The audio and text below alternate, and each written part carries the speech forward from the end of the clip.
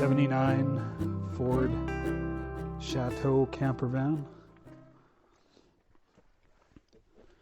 It's got a high topper so I can stand up in here.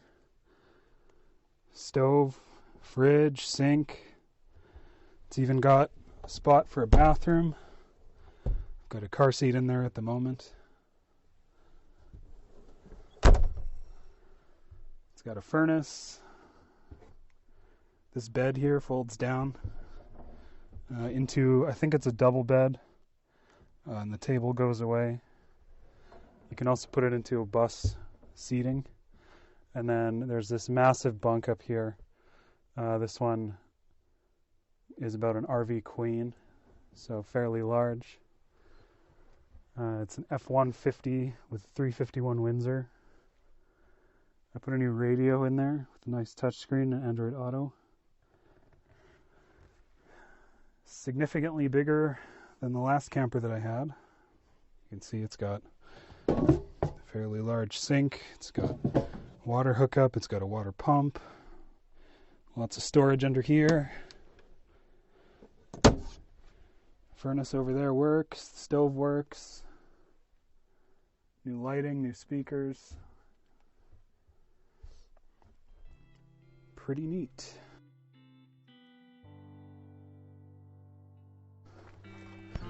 So folding this thing into a bed, it's not that difficult.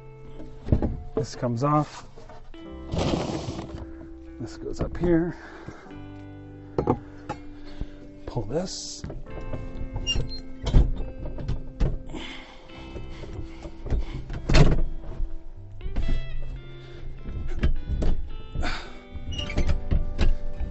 And then you've got a bed.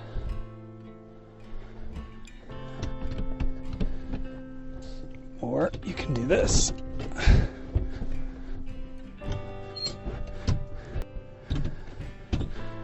And set it up as bus seats.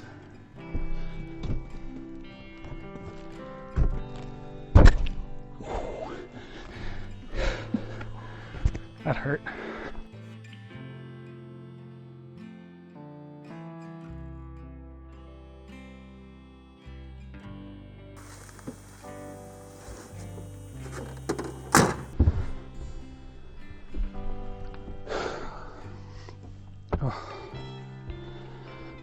It's hot. So this is our 1979 Ford Chateau motorhome campervan, powered by 351 of God's cubic inches, powering 19 feet of freedom. It will propel us down the road of becoming the most insufferable millennial couple in existence. As you can see, we've got nice bench seats here that can be folded into a table or a bed. We've got a bunk up top. We have a stove, sink, kitchen, fridge. We got some storage down here. We got some storage up here. We've got some speakers. And then the best part is that I can stand the whole way. Amazing. So, why a campervan? Well, we looked at a few Class A's, but with Class A's and trailers in the city that we live in, there's a bit of an issue. The issue is that you can't park them in the front of your house. There's bylaws against it, although most of the time people do it anyways. I didn't want to chance it. So campervan you can park in front. Class A's you can't. This is also more maneuverable and smaller than a Class A, so finding parking spaces in cities is going to be a lot easier. Finding camping spaces is going to be a lot easier. This one was also in really good shape. As you can see, it's very 70s brown in here, and that's something that we want to change. My wife wants to put up some wallpaper on this wall, and we've got to do a little bit of work sealing the windows.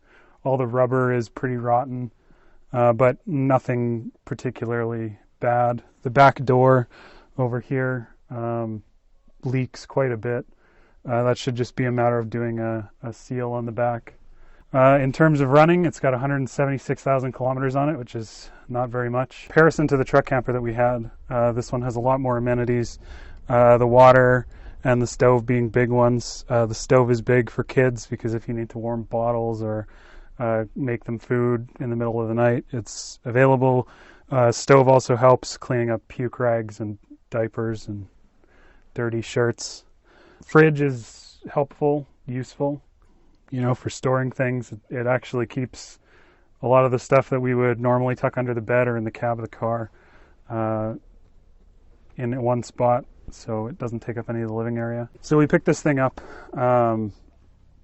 for $5,800, including a canoe that was on the roof. We bought it from an old guy named Elmer who called it the Fudmobile. I think we're probably going to keep that name going. There's a furnace back here that'll be useful because before we had a buddy heater that we were kind of a bit sketched out with running in the camper. This one actually vents outside, so hopefully we won't poison ourselves.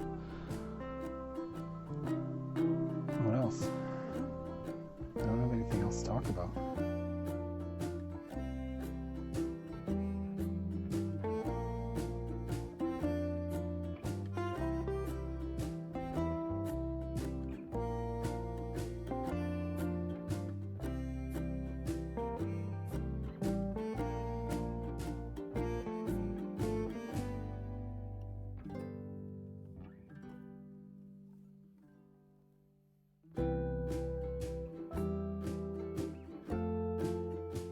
Here's a recording of how easy this thing starts.